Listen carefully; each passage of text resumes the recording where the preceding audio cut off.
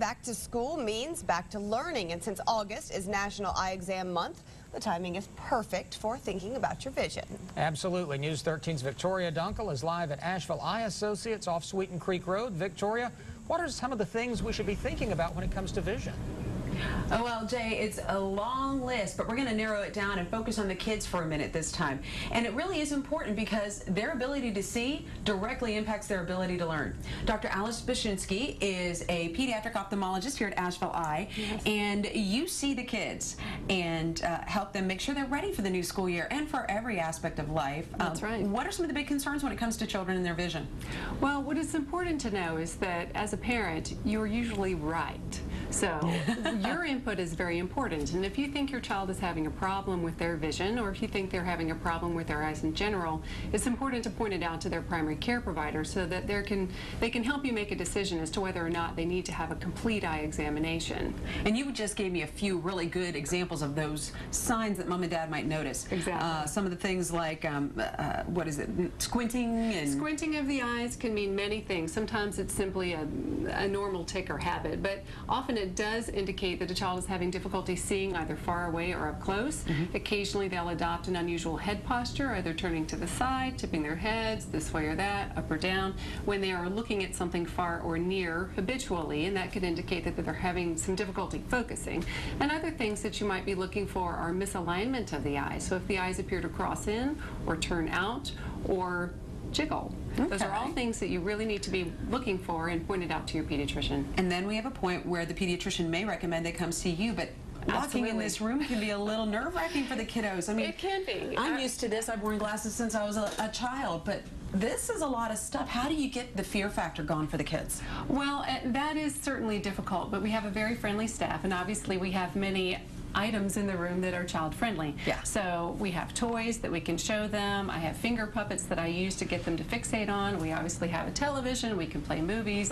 We have animals at the end there that make all kinds of ridiculous noises and flap theirs. And so there are all sorts of ways to get children interested in the exam, and we are very liberal with treats and toys. I saw the treat basket we're there. about bribery. What are some of the names you've given these? Because I mean, these things, can you put this in front of me and let the kids see this here? This is a 4-after, but they're glasses. Oh, okay. Let me see they're these. binoculars, or super their magic fairy eyes, or whatever it is you want to call it.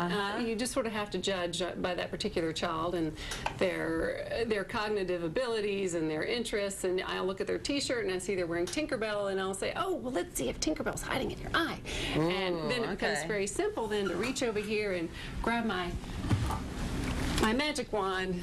Ooh, you're a cool doctor. I want to come see you. No, you don't get to do that because you're an adult. But anyway.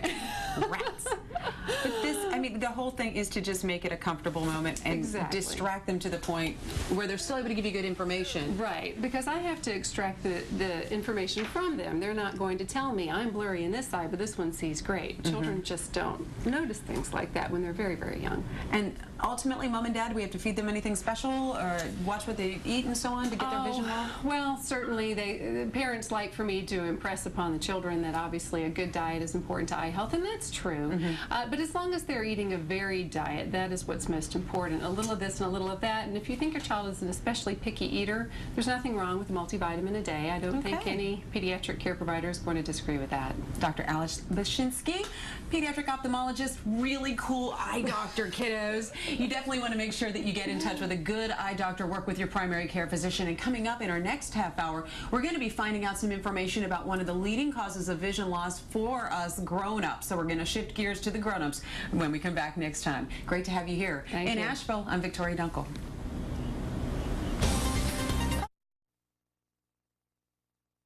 Glaucoma is one of the 2 leading causes of vision loss in this country. And since it is National Eye Exam Month, it's a good time to find out if a glaucoma screening is something you may need. News 13's Victoria Dunkle is live at Asheville Eye Associates off Sweeten Creek Road. Victoria, how can people protect their vision?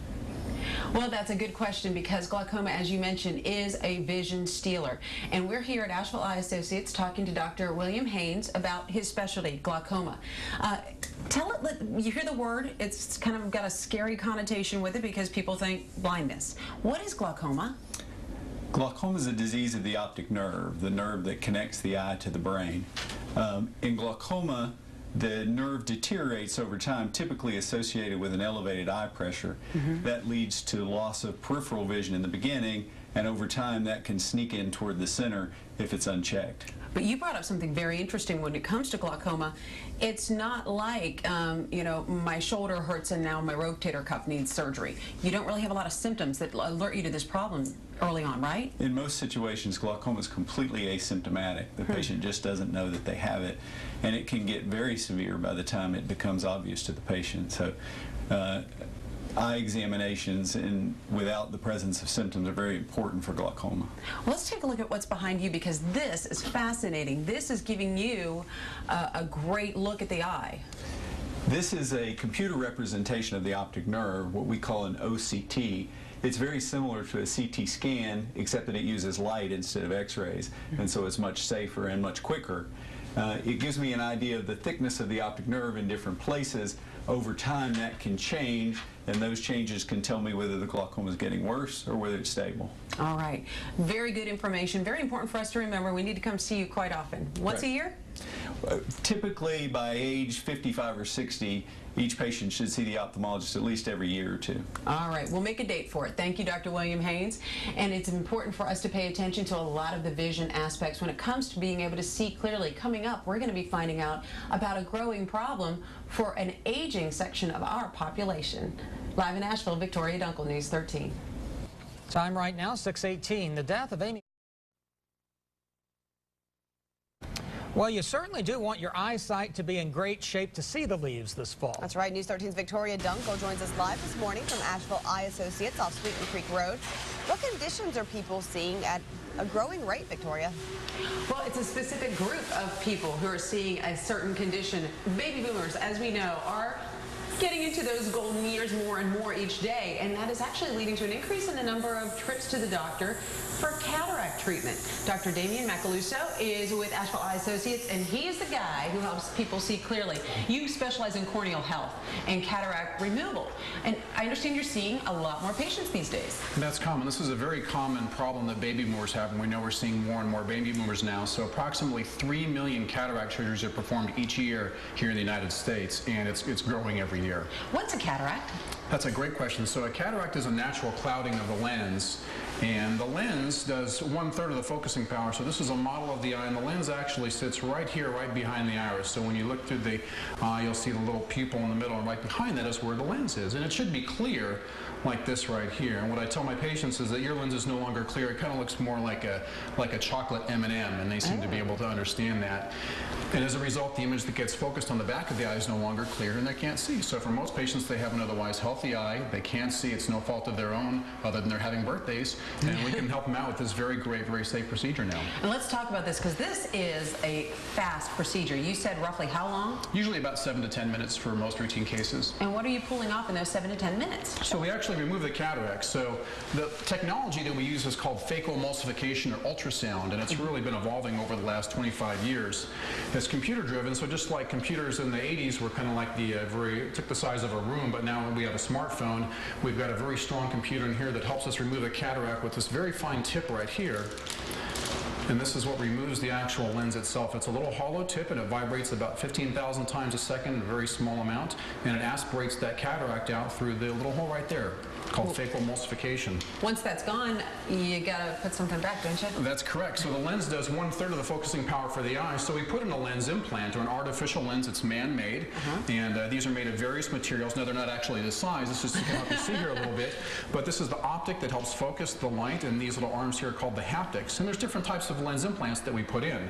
I tell the patients the lens implant has really got a lifetime guarantee. It doesn't go bad, unlike some other replacement parts that people put in for patients. And there's even some advanced technologies for lens implants now, like this one called the Technis multifocal law, that lets patients see far and clear and near without glasses, so they can actually get a more full range of vision and become less dependent on glasses. And this is actually a little model of the lens implant right here, actual lens implant itself. Oh, it's so small. It's about the size of a dime, a little bit smaller than that. And you can see the optic there and the haptics that we implant into the eye. And once it's in there, it stays in there forever and never goes bad and gives them very clear vision. How quickly are they going to notice the change? That's great. So the way we anesthetize the patient now is with some IV sedation and typically just numbing drops or a gel around the eye, so we don't have to do any injections. So usually the patient can start to see right after the surgery. We put a clear shield over their eye so they can see, and most patients start to recover some vision that night, but most patients get 90–95% improvement overnight with this. All right, so we're hearing all of this. We know that cataracts are part of growing older. Who needs to be checking in with their doctor to make sure they're tracking this? That's great. So most adults should have a dilated eye exam at the age of 40 and then check up periodically from then on until about the age 60. But really, 60% of people in their 60s and 70% of people in their 70s have the symptoms of cataract, which are simply the vision not being as clear or sharp, needing more light to read, having trouble driving at night. These are some of the early symptoms that become attributed to a cataract. So you get your regular checkups, you work with your doctor, you spend a few minutes with you, and vision is looking good. It's a wonderful thing to do because we can give people back the vision they've been missing and get them back to their lifestyle, their activities very quickly with minimal inconvenience. Just another great reason to make sure that you take advantage of the opportunity to have regular eye exams. We've been showcasing the reasons that kids need them, the reasons that certain growing populations need them. It's just a good idea to get in touch with your eye doctor. I want to thank the folks at Asheville Eye Associates for letting us in early this morning. In Asheville, Victoria Dunkle, News 13.